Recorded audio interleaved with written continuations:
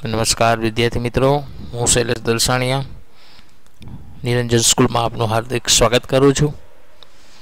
हवे आपणे unit 9 tune of tunes है ए आपणे पाठ जोता था, जेमां आपणे अलग अलग जो गेस्ट आव्या छे एनो मिस्टर शाह छे परिचय आपे छे। बराबर पेरेग्राफ समझता था, तेना उपरथी आपणे प्रश्नों पण छे ए समझता था। જોઈએ આગળ। બરાબર, it is truly said that, truly એટલે સાચું, it is truly said that કે સાચું જ કહેવાયું છે કે સ્પેશિયલ એક્ટિવિટીઝ એટલે કે ખાસ પ્રવૃત્તિઓ demand special food habit. Food habit એટલે કે જે ખોરાક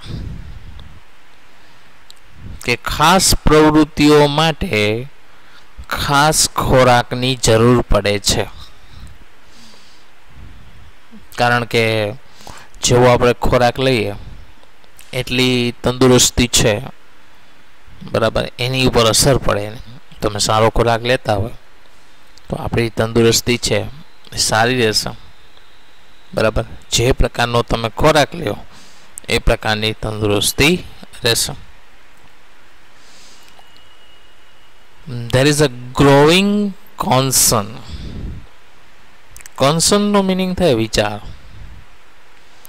over what we eat these days, what we eat these days કે આપણે હાલના દિવસોમાં શું ખાઈએ છીએ તે હવે વિચાર વધતો જાય છે। મીન્સ કે તેના ઉપર વિચાર અથવા મંતવ્ય અથવા ઊંડો વિચાર વધતો જાય છે। હાલના દિવસોમાં આપણે શું ખાઈએ છીએ તે વિચારવા જેવું છે। Many of you would doubt, તમારામાંથી ઘણાને શંકા હશે। ડાઉટનો મિનિંગ શું થાય? શંકા। What food habits has to do with the study habits, what food habits has to do with the study habits કે ખોરાક છે એ અભ્યાસ ઉપર શું અસર કરે અથવા કેવો ખોરાક છે સારા અભ્યાસ માટે ખાવો જોઈએ। And performance in the exam,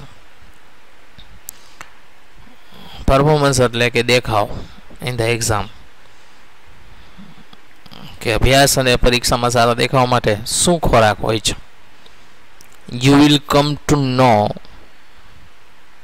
you will come to know some interesting facts, interesting facts એટલે શું થાય? રસપ્રદ બાબતો, કે તમને રસપ્રદ બાબતો જાણવા મળશે while interacting with doctor Manju Shroff.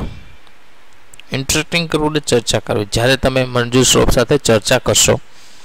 As well known known dietitian, as well well known dietitian કે જે ખૂબ જ જાણીતા આહાર શાસ્ત્રી છે। મેં તમને કીધું ને, આહાર શાસ્ત્રી એટલે કે જે કેવો ખોરાક ખાવો જોઈએ, કેટલો ખાવો જોઈએ, બરાબર, ક્યારે ખાવો જોઈએ, આ બધી બાબતો છે આપણને સમજાવશે। તેના ઉપરથી પ્રશ્નો છે। પહેલો, special activities demand special food habits, આ વાક્યને પૂર્ણ કરવાનું છે। ત્યાર પછીનો પ્રશ્ન છે, for what is there a growing concern, શેના માટે વિચારણા વધી રહી છે? તો કે there is a growing concern about what we eat, આપણે આ શું ખાઈએ છીએ તેના ઉપર વિચારણા વધતી જાય છે। એના પછીનો પ્રશ્ન છે ત્રીજો, what is doctor Manju Shroff, doctor Manju Shroff શું છે? તો કે doctor Manju Shroff is a well known dietitian, A doctor Manju Shroff છે એ ખૂબ જ જાણીતા આહાર શાસ્ત્રી છે। ચોથો પ્રશ્ન છે, what will the students come to know after interacting with doctor Shroff, કે ડોક્ટર શ્રોફ સાથે ચર્ચા દરમિયાન વિદ્યાર્થીઓને શું જાણવા મળશે? તો કે after interacting with doctor Shroff, કે ડોક્ટર શ્રોફના સાથે ચર્ચા પછી the students will come to know, વિદ્યાર્થીઓને જાણવા મળશે what food habits have to do with the study habits and performance in the exam, કે અભ્યાસ અને પરીક્ષામાં સારા દેખાવા માટે શું ખોરાક જોઈએ. એના પછીનો પેરેગ્રાફ છે, ઇન ટુડેઝ ગ્લોબલાઇઝ વર્લ્ડ.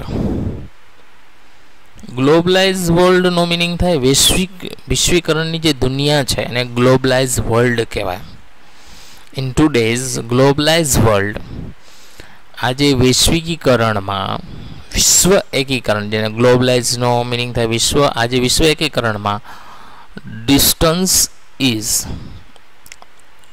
એટલે અંતર, ઇઝ હાર્ડલી બેરિયર એટલે અડચણ, ઇન કોમ્યુનિકેશન એટલે ચર્ચામાં, કે અંતર છે એ ચર્ચામાં ભાગ્યે જ અડચણરૂપ છે.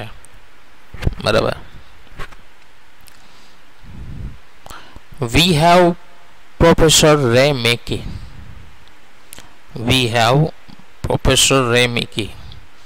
કે આપણી સાથે પ્રોફેસર રો મેકી છે, online from university of Edinburgh, જે એડિનબર્ગ યુનિવર્સિટીથી ઓનલાઈન છે. એ આપણે આગળ જોયું. who may bring તે કદાચ in his international experience, international એટલે આંતરરાષ્ટ્રીય, એક્સપિરિયન્સ એટલે શું થાય? અનુભવ.